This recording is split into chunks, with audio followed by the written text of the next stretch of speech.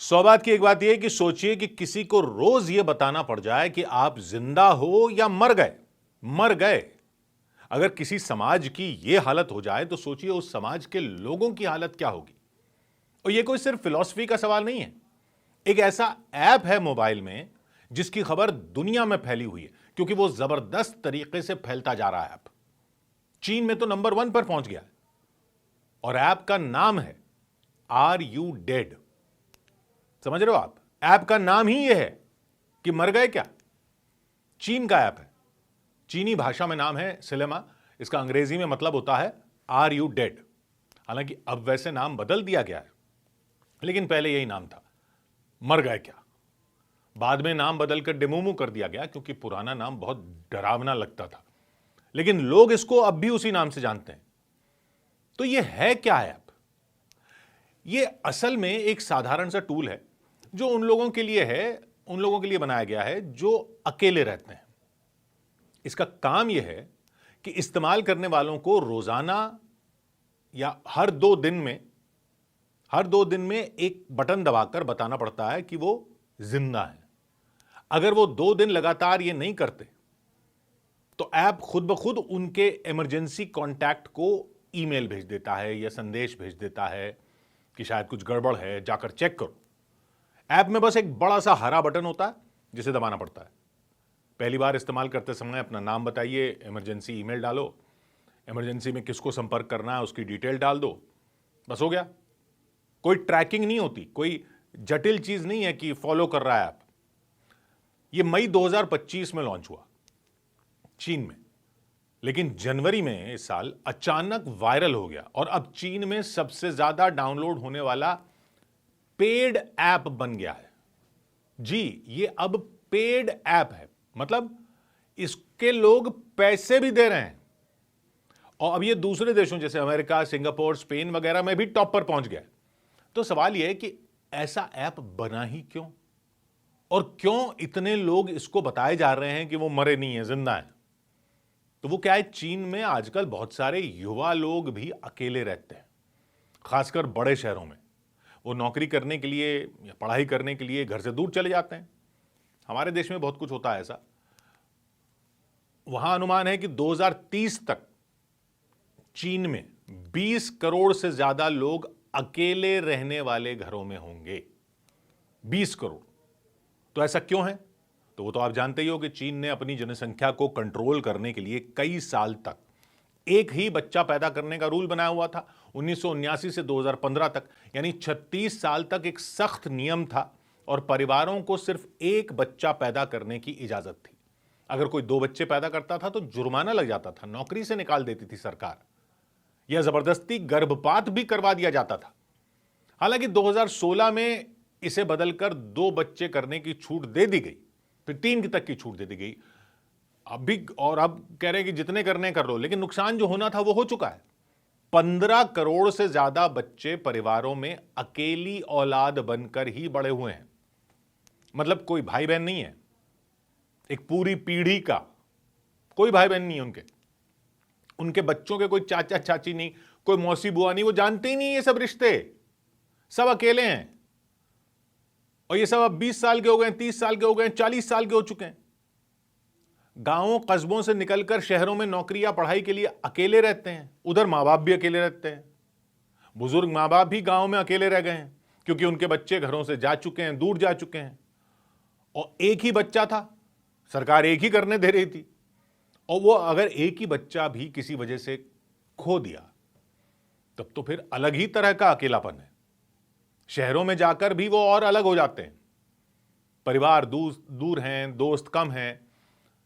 तो ये सबसे अकेली पीढ़ी खड़ी हो गई है चीन में, लोग ये कह रहे हैं।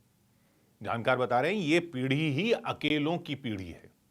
ऐसे में डर रहता है कि अगर कुछ हो गया, कोई बीमारी हो जाए, हादसा हो जाए, कोई साथ नहीं हो, तो कई दिनों तक किसी को पता ही नहीं चलेगा। ऐसा हो रहा है वहां पे। हाल ही में शंघाई में एक महिला की मौत हो गई और कई दिन तक किसी को पता ही नहीं चला क्योंकि वो अकेली रहती थी। हफ्तों लग गए शव को मिलने में। यह ऐप इसी डर को दूर करने के लिए बना है। जापान में भी यह समस्या पुरानी है। वहां तो अकेले लोगों की मौत को एक नाम ही दे दिया गया है, कोदोकुशी।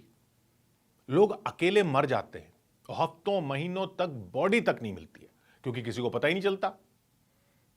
जापान में बुजुर्गों में यह आम है, चीन में यह युवाओं में भी हो रहा है। जापान में बुजुर्गों में यह आम बात है क्योंकि वहां आबादी बूढ़ी हो रही है, बच्चे अलग रहते हैं। इस ऐप को बनाने वाले 3 युवा हैं चीन के, वो खुद 20 साल के आसपास के और खुद अकेले रहने की समस्या को झेल रहे हैं, इसलिए उसको समझते हैं। पहले उन्होंने ये ऐप फ्री रखा था, लेकिन ऐसा वायरल हुआ कि अब इसके लिए फीस लगा दी है। 8 युआन की फीस है, लगभग मतलब 90 रुपए फीस दे रहे हैं बताने के कि भाई जिंदा हैं। ऐप जानबूझकर इतना सिंपल बनाया गया है कि कोई भी इस्तेमाल कर सके, क्योंकि अकेले बुजुर्ग भी अगर इस्तेमाल करेंगे तो वो इस्तेमाल कर सकें, बटन दबाना बस। और आग की तरह फैल रहा ये ऐप दिखाता है कि अकेलापन और अकेले रहने की मजबूरी दुनिया में कितनी बढ़ती जा रही है, क्योंकि चीन से शुरू हुआ, अब सब जगह नंबर 1 हो रहा है ऐप। लोग आजादी तो चाहते हैं, लेकिन उस आजादी की चाहत ने सुरक्षा को लेकर डर खड़ा कर दिया है। अकेले रहकर आजाद रहना चाहते हैं, लेकिन सुरक्षा का ऐसा सवाल खड़ा हो गया। सोशल मीडिया के जमाने में लोग बस फोन पर ही सोशल रह गए हैं।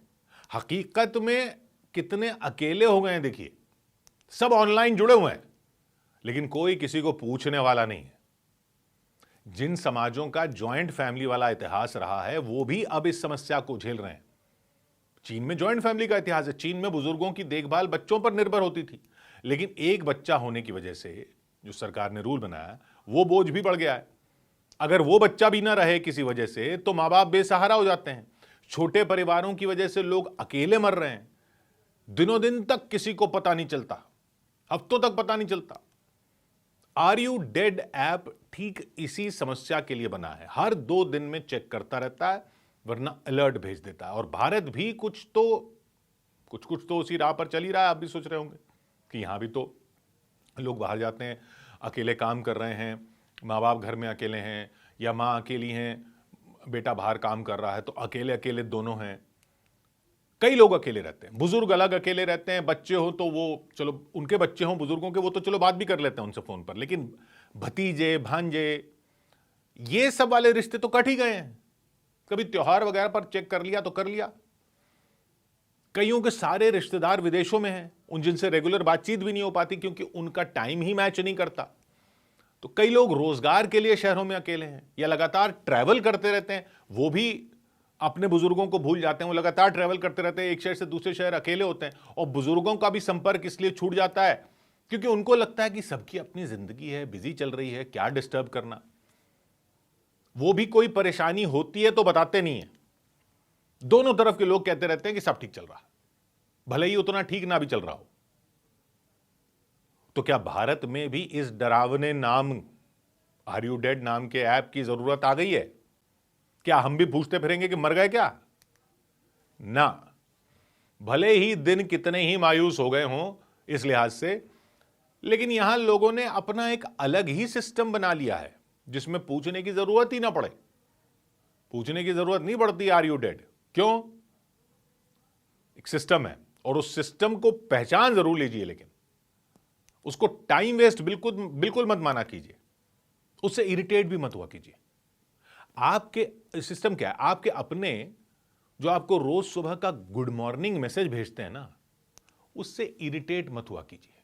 ये हमारा सिस्टम है, ये हमारा ऐप है। गुड मॉर्निंग, शुक्र मनाया कीजिए कि सब ठीक है, खैरियत है। अंकल भेजें गुड मॉर्निंग तो दे दीजिए कीजिए जवाब गुड मॉर्निंग। चाची बोले राधे राधे तो दे दीजिए कीजिए ना जवाब राधे राधे चाची। मत सोचिए कि मुफ्त का व्हाट्सएप क्या मिल गया मामा जी को, तो रोज सुबह एक फॉरवर्ड किया हुआ है ज्ञान भेज देते हैं। अरे आपके पास भी तो सेम मुफ्त वाला व्हाट्सएप है, आप भी जवाब दे दिया करो। अस्सलाम वालेकुम का वालेकुम सलाम भेज दिया करो फूफी को, बीजी को वाहेगुरु बोल दिया करो। सुबह की राम राम जो हमारी चली आ रही है ना इतने बरसों से, इतनी सदियों से, जो सुबह की राम राम आजकल के जमाने के लिए अब हमारा अपना देसी ऐप बन चुकी है। चाइना वाला ऐप यहां मत आने दो, इतना सब कुछ तो हो चुका है। बाकी सब तो ठीक है, चाइना का ये वाला ऐप मत आने देना, हमें ना पूछना पड़ जाए आर यू डेड। 100 बात की एक बात।